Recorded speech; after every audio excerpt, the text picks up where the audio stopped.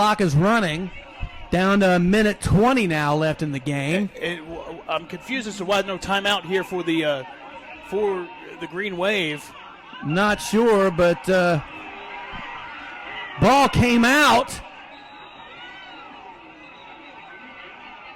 And this may be disaster for the Gryphons. The ball came out on the quarterback sneak, and now the Green Wave have recovered it around about the 6-yard line, or looks like they're marking at the 5-yard line of the Green Wave, and suddenly Spencer has life. Wow. And the clock is running. Spencer's not taking a timeout there, and you're snapping the ball. Snap the ball with 30 seconds left on the play clock. I'm not sure what we were doing there. And in fact, well, you know what? I'm not going to second guess the coaches. I mean, no, not at all. It was just but that just seemed odd. Worst-case scenario there for the Gryphons. Defense has made plays all night. We'll see if they continue to do so. Minute and 4 left in the game. Gaither now dropping back. Going to fire it over here in the flat, and they run a hook and ladder, and he's breaking out in the open. Unbelievable. The only one that can get him is Bryce Whitley, who's catching up to him and is not going to get him. And it's a 95-yard pass play for the Green Wave. Unbelievable, folks.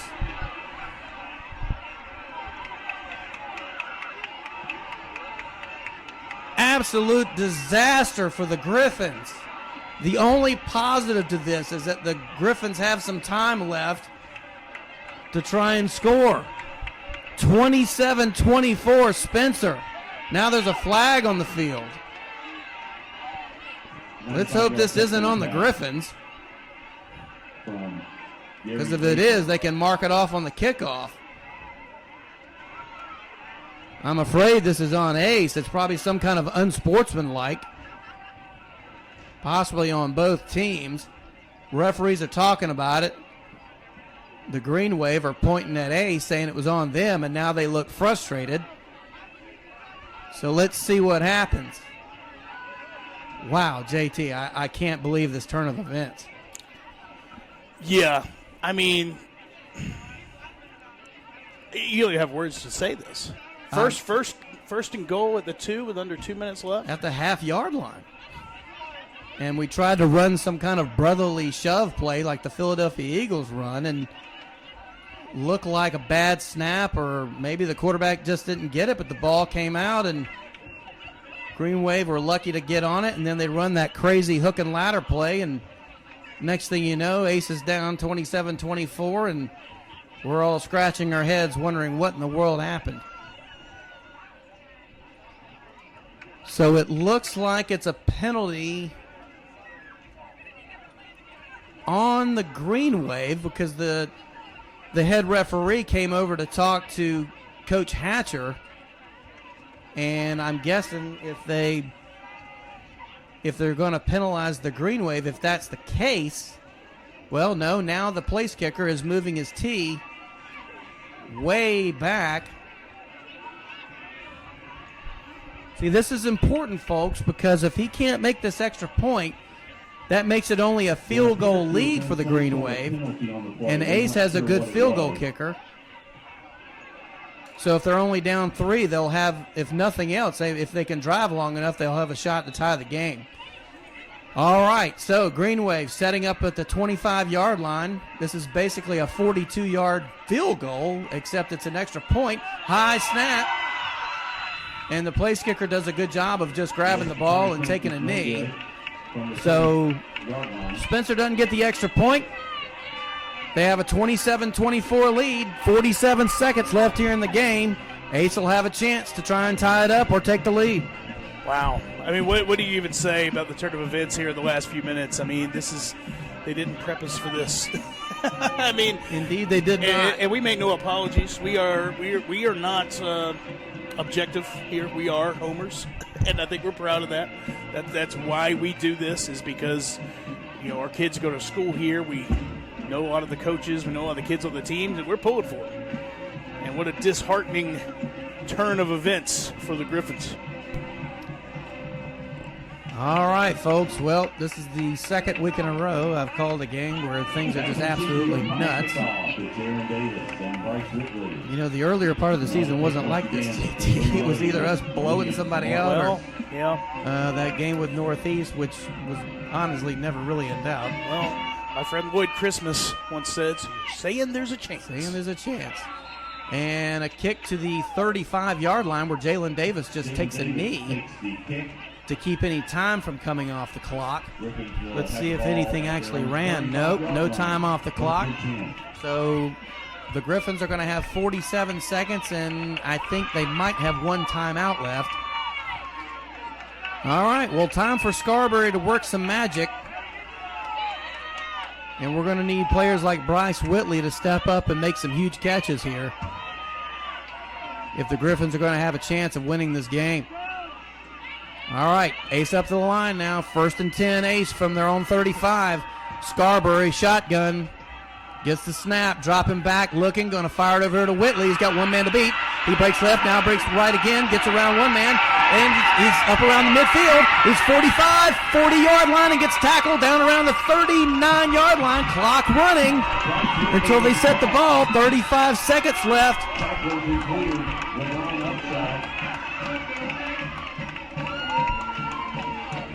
Coach Hatcher out on the field talking to Bryce Whitley. I think Ace may have called a timeout. Well, when in doubt, when they're going to play soft coverage like that, get the ball to number 7. Get it to your playmakers. And Bryce not only getting the nice catch, but then making plays with his legs, getting upfield, just did not want to go down. You can't tackle him in a phone booth.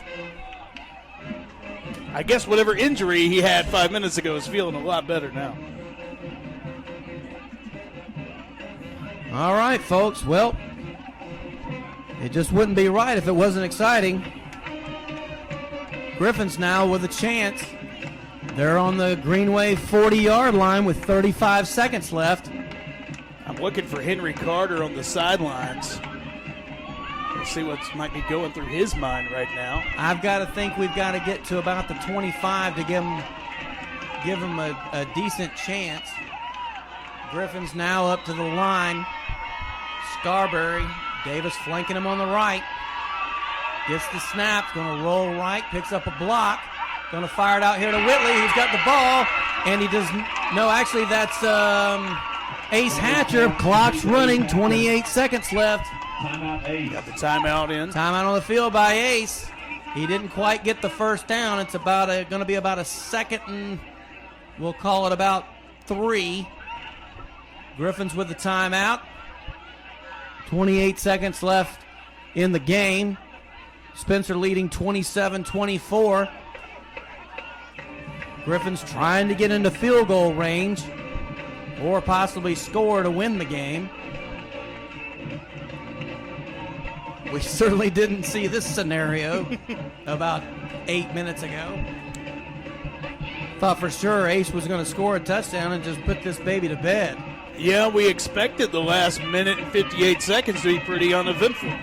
You know, maybe Spencer comes back, pushes it down the field, but they'd be down under 2 minutes left and down 2 scores. They would have had seemed elementary at that point. Right, they would have had to try an onside kick. As it is, we've got big-time excitement here at Friends Field. Gryphons on the march. Scarberry now with Davis on his right. Gets the snap, dropping back, looking. Going to fire it long for Bryce Whitley. It's probably going to go over his head, and it does. A little too much on it.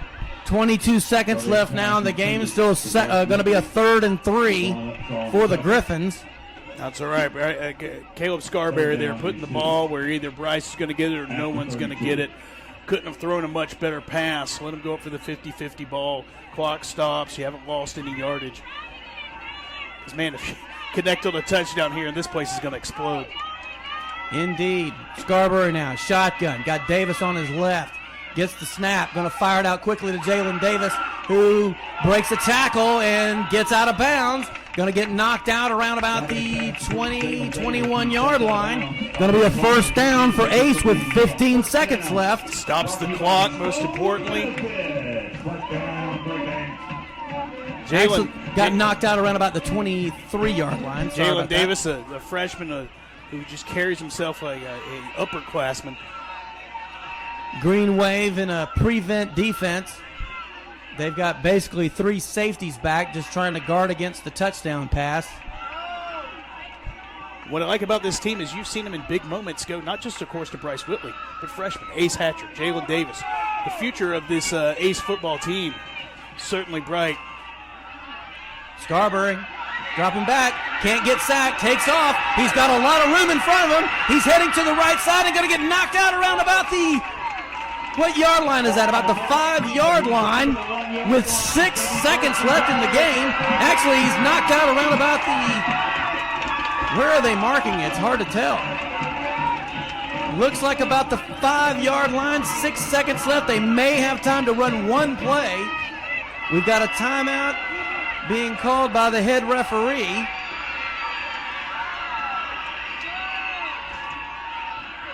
What's going on here? Timeout.